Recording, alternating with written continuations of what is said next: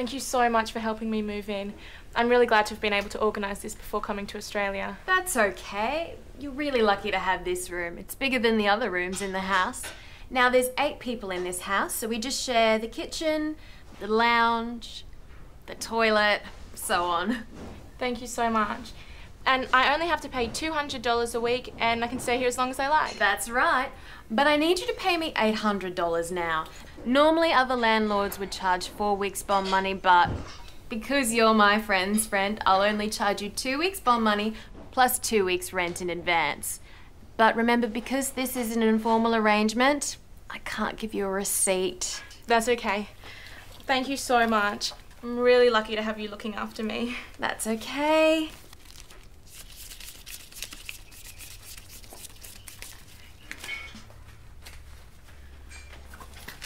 This way.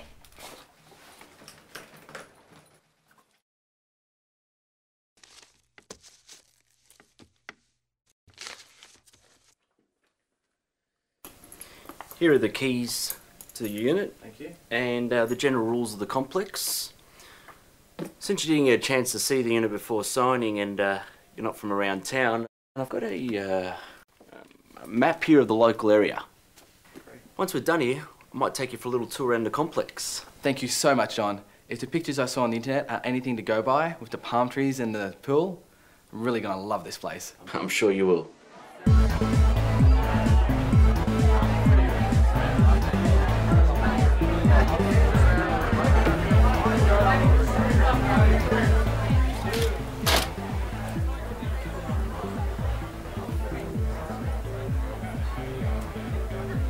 So what you're saying is you're not happy with the place? No, I like the place. I just can't study if I stay here. Can you hear the noise? I don't mind hearing people having a good time. Did you know you could change the way you perceive something if you think positively? No, I really don't want to stay here. What can I do? Well, we'll have to advertise to find your replacement resident. You're gonna have to keep on paying rent till somebody moves in. You'll also have to pay a week's reletting fee. And you'll also have to pay to get your room professionally cleaned. I don't have that kind of money. I'm a student. How can I afford to pay rent at another place and keep paying rent for this place? So don't move.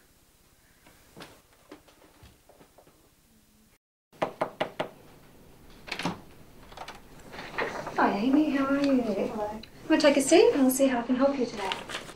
I just don't understand why we've received this paperwork in the first place. The carpet was already like that when we moved in. Did you sign an entry condition report when you moved in? I'm pretty sure I completed all the paperwork properly, but I don't remember signing an entry condition report. I've kept copies of everything, so if I did, it should be here. Actually, I can't seem to find it. I think we were both just really busy at the time. We must have forgotten about it. Well, in that case, first maybe if you talk to the landlord and see if you can sort something out. Okay, thanks. Yeah, I will. Margaret, I think there's been a misunderstanding. I don't understand why you want to claim $1,500 from our bond money. I believe we're entitled to all of our bond money back. We kept the place exactly the same as when we first moved in. I'm sorry, I don't agree.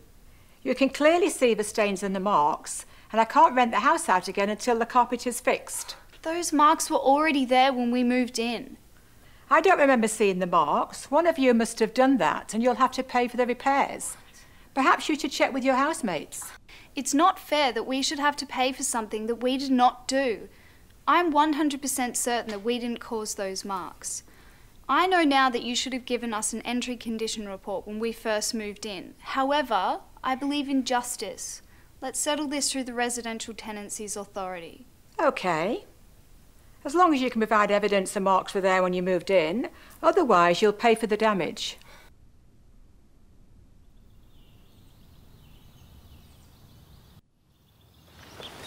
Wow, you guys had a pretty close call. Are you all right? Yes, I think we're just shaken up. Did you want to come inside for a cup of tea just before you go? Yes, please. I think I need to calm my nerves down a bit before I get in the car again. Cool. Well, that's my house just there. Did you want to come inside? Sure. Hey, you guys go to Griffith? Yeah. Me too. I'm so sorry about what happened. I was so focused on my problem, I didn't even pay attention to the traffic. I could have been run over.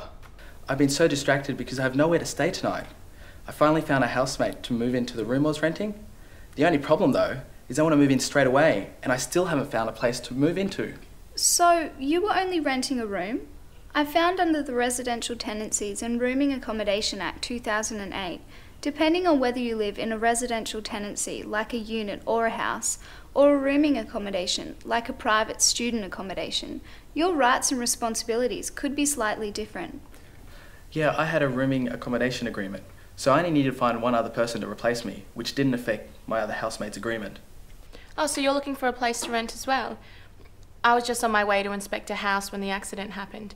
I really want to move out with my friend as soon as possible. The place I've been renting is terrible. I was told that I shouldn't be paying that much rent for a small room with so many people living in one house. Yes, some people seem to like ripping off students. I know that now. There are a lot of problems sharing with so many people. In the morning when everyone needs to use the toilet, it is a nightmare. I don't even have proof that I spent $400 on bond. I was talking to a welfare and student liaison officer at uni.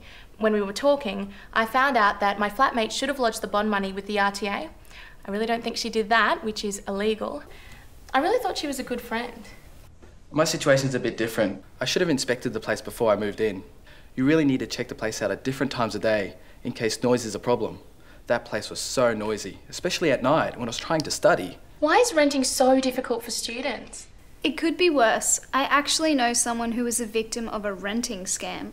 He found a house on the net and deposited some money into the landlord's bank account without doing an inspection. Then, on the day before he was supposed to move, he found out the place didn't even exist. It's good to hear about these experiences. I only moved here 3 months ago and I don't want to live in a bad situation again. When you check a house, you need to know how many people are sharing in that place. I was told that a landlord is not allowed to rent to more than 5 unrelated people in one house. Yes, there seems to be a lot of things that we need to pay attention to when we're renting. Recently I did some research on our tenancy rights and responsibilities and compiled this checklist, which can remind me and my housemates of what we have to pay attention to when we're looking for a place. Under the Residential Tenancy and Rooming Accommodation Act 2008, your rights and responsibilities could be slightly different depending on whether you live in a general tenancy, such as a house or unit, or rooming accommodation, such as when you rent a room in private student accommodation. Think about your lifestyle and what is important to you. Check the property location, size, furnishings, noise levels, number of flatmates, pets, nearby amenities like shops and public transport. Keep all receipts for holding deposits, bond and rent in advance. If you have a rooming agreement or a periodic general tenancy agreement, you can be asked to pay up to 2 weeks rent in advance. If you have a fixed term agreement, you will be generally asked to pay 2 weeks rent in advance, but it can be up to 1 month. The landlord must lodge your bond with the Residential Tenancies Authority within 10 days, and you will be posted an official receipt. Check the lease agreement in full, as there may be special conditions. Also, make sure the length of the agreement suits you. Don't rush into signing a lease, as it will be very difficult to negotiate any changes later. Remember to return your entry condition report and keep a copy for yourself. This is important as the landlord will want to compare the condition of the property when you move out. You may want to take photos to attach to the entry condition report. Thanks, Amy, that was really helpful. One other thing that we need to make sure of is comparing the rent for different places to make sure we're not spending too much. We shouldn't trust people too easily. So, you said that we can learn more about tenancy rights and responsibilities from the Welfare and Students Liaison Officer? Yeah, they're on all campuses. You only need to make an appointment. They can also help us with other services and assistance as well.